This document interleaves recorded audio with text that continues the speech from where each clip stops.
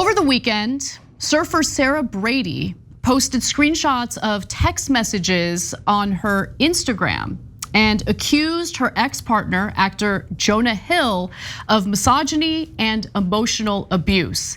Now, following her allegations, another woman, a child actor, came out with allegations of physical abuse by Jonah Hill, and we'll get to that in just a moment. But this did create a pretty heated debate online about what constitutes abuse, boundaries in relationships, privacy, and a lot more, especially because Hill just had a baby with his current partner, his current fiance. Now, before we get to that, let me give you the details of what the allegations are and what the text messages said. So Sarah, who began dating Jonah Hill back in 2021 before their split in 2022, posted this screenshot on her Instagram story. Okay, so I'm gonna read it to you. So this is what Jonah Hill sent to her, okay? Plain and simple. If you need surfing with men, boundaryless, inappropriate friendships with men, to model, to post pictures of yourself in a bathing suit, to post sexual pictures, friendships with women who are in unstable places, and from your wild recent past beyond getting lunch or something respectful, I am not the right partner for you. If these things bring you to a place of happiness, I support it and there will be no hard feelings. These are my boundaries for romantic partnership. He continues, my boundaries with you are based on the ways these actions have hurt our trust. Now that last part, clearly he's referencing something that we are not privy to. And to be quite frank with you all, I kind of hate this current culture of like publicly calling someone out and pretending as though you're doing it because you're trying to fight some sort of injustice. When in reality, if you are a victim of emotional abuse, I would definitely deal with it, but dealing with it publicly in this way, I think is strange. Also, just that text alone, in my personal opinion, shows that Jonah Hill is deeply insecure. And if I were in a relationship with him and he sent me that text, I would actually appreciate knowing that he feels that way, because I wouldn't want to be with a guy who's that pathetically insecure. Okay, so to me, there's three different issues here. Did Jonah Hill do something wrong here, and should there be consequences to that? Should this have been made public? And then the third thing is emotional abuse a thing? Holds for the nuance of that conversation, okay? So did Jonah Hill do things wrong? First of all these texts are allegedly Jonah Hill. He has not confirmed it, and neither has anyone else. But let's assume for a second that it is him, okay? Or whoever sent them, right? Yeah, it does. It seems way too controlling, right? Like, hey, you can't see this person. You got to get my permission. You can't surf with men. Yeah. She's a surfer. That is what she does. Of course. Look. Anyways, to me, I can't stand that stuff. If somebody tries to control me, it deeply bothers me. And everybody's different, and everybody's got different relationship boundaries, etc. The way that he uses boundaries sounds a little manipulative to whoever it is, right? So okay, fine, there we judge them, okay? Okay. But two is, should it have been public in the first place, and hence should we have had an opportunity to judge him? No. So okay, and there's a giant difference between emotional and physical abuse. Okay, you got a charge of physical abuse. Well, that's against the law, and that's a thing. That's real, right? Okay, you want to come forward with physical abuse? That makes sense. Okay, emotional abuse. Well, that's such a giant range, right? So wait, are we all supposed to judge your relationship? I think that's crazy. Why are we judging their relationship? Then we could judge everybody's relationship. You know how many crappy things everyone does, guys, girls, etc., in relationships? So now if you're famous, everyone has to out you for every relationship, and then we all have to judge you. I hate it. I can't stand it. And let's keep it real. She's like, oh, I'm trying to be respectful, so I did it as soon as their baby was born, but not while she was pregnant. No, I'm sorry, but this is, you take it up with him in private, you take it up with your therapist. He didn't break any laws. You're just outing him because you want to. And can I keep it real? I don't care. I'm gonna keep it real. You wanted to get a little bit more famous. 1000%. She's like, I didn't expect this to turn into a big deal, a big tabloid story. Oh, come on, get out of here. Come on. Of course you did. Yeah. And that's not why I'm doing it. No, I'm sorry, that is why you're doing it, okay? So there's 1,000 ways to handle this without going public with it. and having the guy on trial in front of everyone. And by the way, look, I do want to give her credit for waiting for his fiance to deliver the baby, because immediately after women deliver babies, they're actually in a far less stressful situation, and they're not going through anything like postpartum depression or the like chaos of being a new mom or anything like that. So it's a good time to publicly put this out into the world about the person that she just had a baby with. But nonetheless, I do want to also just look, he had boundaries that just, if you look at it in a vacuum and you know nothing else about the context of their relationship or what he was referencing there about like lack of trust, those boundaries are insane, right? So I'm gonna give you an example of some of the photos that he wanted her to take down from her Instagram page. So Brady also shared a text she sent, including a list of all the posts I removed from my page, to which he allegedly responded, "Good start." She uploaded a picture Friday that she said she previously took down by request of a narcissistic misogynist, though. But you're not narcissistic, right? Okay, though she did not name Hill in that post, and so this is the photo that she posted with that caption. Okay, she looks perfectly look, fine. I doubt she made the whole thing up, but whoever the guy is, whether it's Jonah Hill or not, yeah, okay, I don't agree with him. Great, you got me to judge his personal life. Terrific, congratulations, okay? But to me, the giant distinction, as I said, is between physical and emotional. And when I say, is emotional abuse a thing? It is. Of course it is, but what do we do with it? Do we then arrest someone for emotional abuse?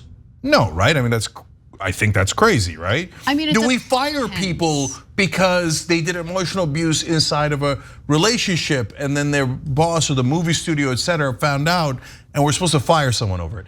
The reason why I say hell no to all of that is because one, it's way too vague. Where the hell do you draw the line? And two, there's way too much of it. Then everyone's going to be arrested or fired. I mean, emotional abuse is so rampant that we're all gonna have to go to relationship jail. I mean, people monetize it. Yeah, I mean, are you kidding me? Look at the media, everything's emotional abuse, right? But seriously, guys, I'm not saying that it's not a big deal in relationships. I think it's a huge deal in relationships, but that's got to be personal. It can't be that society at large goes, I think you drew the wrong line in that relationship, and you told him to do this and this, and you were emotionally abusive to him, you should be fired. What? No, we cannot get into that judgment. We'll never get out. Yeah. So Brady also claims that she and Jonah Hill were seeing a couples therapist that instructed her to paddle away from men while surfing and tell them, quote, "I'm going to talk to my boyfriend." So I guess she's throwing the therapist under the bus. I don't even know who this therapist is. She wrote Friday that she posted the text screenshots as a warning to all girls and advised that if your partner talks to you in a similar way, to make an exit plan. She says, quote, "Someone being an emotionally abusive partner doesn't mean they're a terrible person, often stems from their own trauma, and at the same time, it doesn't mean it's okay. I too struggle with mental health, but I do not use it to control people like he did to me. Although you are using it right now. It's been a year of healing and growth with the help of loved ones and doctors to get back to living my life without guilt, shame, and self-judgment for things as small as surfing in a swimsuit rather than a more conservative wetsuit. And I'm sure there's still much more healing from this abuse ahead of me." But then now you made it public. Not only are you putting him on trial, but of course people are gonna say that you did something wrong. Now I hate that you're on trial. Listen, right? This is what I want to say about it, okay? By putting this out in the public, your life is now being debated. Yes. Right? I can't stand it when it happens to me. I don't think that it's healthy. It actually, like in the past, has led to spirals for me. And so, look, I think that it was short-sighted to put this out there. I do agree that emotional abuse is a thing. I don't know all the facts of their relationship. All we're hearing right now is one specific side of the relationship. Based on what I've read, he seems deeply, deeply insecure. But I do want to go on to the other allegation that came out. Okay, but by the way, I'll just say one quick thing on Jonah Hill in regards to this first allegation. He's damned if he does, damned if he doesn't. If he doesn't respond, everybody believes her. If he does respond, they're gonna pick his response apart to no end. Of course, yeah. And they're gonna dogpile on him, etc. So the minute it goes public, you can't put that genie back in a bottle, and both folks are gonna go through a ton of emotional trauma. So I think it's a very bad idea overall. Okay, now to the more serious story. So amidst all of these allegations is the fact that Jonah Hill just had a baby with his current girlfriend, Olivia Miller. Brady says that Miller's pregnancy is part of the reason that she didn't go to the public with her allegations until now. I just wanted to reiterate that. Let's fast forward to the latest allegation. So over the weekend, so as this was all unfolding, a former child actress by the name of Alexa Nicholas also levied accusations against Jonah Hill, in this case for alleged physical assault. So we're ramping up the allegations here, right? It's not merely mental or emotional manipulation. She's arguing that there was a physical assault when she was 24, or when he was 24 and she was just 16. So in her tweets, Nicholas describes how she and a friend attended a party that Hill was at, likely around 2008. She recounts Hill asking her to walk outside with him to his car to grab a cigarette. And here's what she writes. Then as we walk back to the door, I asked him for the cigarette and he said nothing but slammed me to the door and shoved his tongue down my throat. I was so appalled, I pushed him off of me and ran inside. So that is a serious allegation. I don't know what to do with it. I don't know what to do with it because she's allegedly 16 at the time. He's allegedly 24 at the time. He got physical with her against her will, according to the accusation. That is a very serious allegation. I don't know what to do with it, guys. I don't know. That we can't prove, that we don't have the ability to approve or adjudicate. What do you want to happen? So, if you had come forward at that time, you could prove or disprove it, and that way either you get justice if he assaulted you, or he gets justice because he didn't assault you and everybody finds out. Now, how many years later is it? Like, how are we gonna adjudicate this? Listen. And guys, is it relevant that he's famous in terms of why people are coming out against him? Come on, keep it real. And by the way, in the past, famous people used to get away with murder, right? And they would do all these abusive things because they could get away with it. So these days, if you're famous, like these guys, these actors, you do one thing wrong 20, 30 years ago, here we go. Everybody wants to get famous, so then they're gonna do X, Y, and Z. So are these charges true? Are they legitimate? I don't know. I don't know how I'm supposed to know. There's no trial. The minute it goes out there, he's guilty. I don't know. If you're concerned about our criminal justice system failing in providing justice, especially in cases like this, you're definitely not gonna get justice in the court of public opinion. And that's really the worst part about all of this, Yeah, like that. I don't know what to do with it. Yeah, that young woman, she might be 100% right. And now the right wing will tear her apart, right? And say, that's what I'm saying. Yeah. There's no one wins in the court of public opinion, ever, especially these days. 100%, because there's always going to be super animated folks who are gonna rip both parties apart. So you make them public if you want, but it's a disaster. So it is what it is. It's me, 324 wrote in, Cenk, some people are truly abusive in non-tactile ways. It can be just as bad as some physical abuse. Speaking as someone who's been through the physical and going through the emotional, it hurts to hear your perspective, but I respect it because you're honest and love TYT for honest opinions. So guys, what I'm trying to say is not that emotional abuse is no big deal. That's why I tried to be clear, but apparently I wasn't clear enough, and that's on me, okay? No, I think emotional abuse is oftentimes worse than physical abuse, and is a massive problem. The problem is that it's such a giant problem that it's hard to tackle. Like it's hard to, I guess, define. It's hard to define and hard to adjudicate. Yeah, I think that I understood what you meant, and I think you bring up. Look, I 1000% believe and know from personal experience, not because it happened to me, but because it was happening to someone that I love, that emotional abuse is real and it is horrible, and but you bring up an interesting point, because how do you adjudicate it, right? Like, how do you prosecute it? How do you No, define can't. it? You can't. So the worry is if it's too ambiguous or if it's too vague, then there would be over prosecution, right? Like I would be concerned about that. But I do think that in the clear cases, I don't know what to do about it. No way. I think you bring up an interesting point. You cannot prosecute it, guys. There'll be no end to that slippery slope. Okay. So look, I've seen tons of emotional abuse, and it's devastating.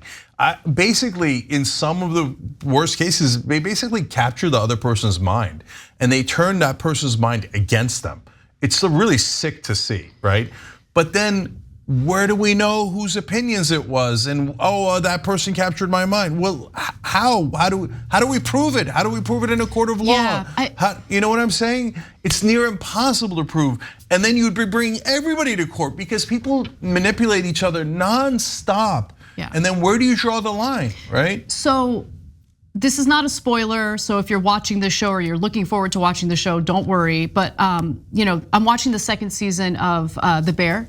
Do you watch that? No, is it good? It is fantastic. Although, wow. I was not emotionally prepared to watch the episode that me and my husband watched last night, and it was this hour-long episode, honestly about emotional abuse. And it is devastating. And I do think that there needs to be a discussion about what to do to protect people or to offer a place of protection for people who have been victimized by that, right? See, that's a giant difference. Yeah. So I want to, and thank you for bringing that up.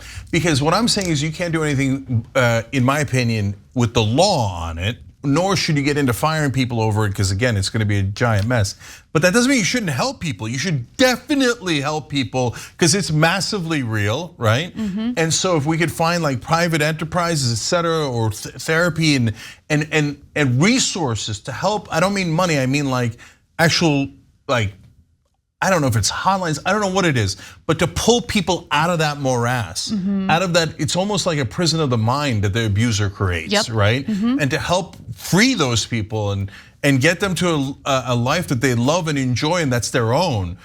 Look, I 1,000,000,000% want to do that and agree with you, et cetera. It's just how we do these things is the question. Thanks for watching the Young Turks, really appreciate it. Another way to show support is through YouTube memberships.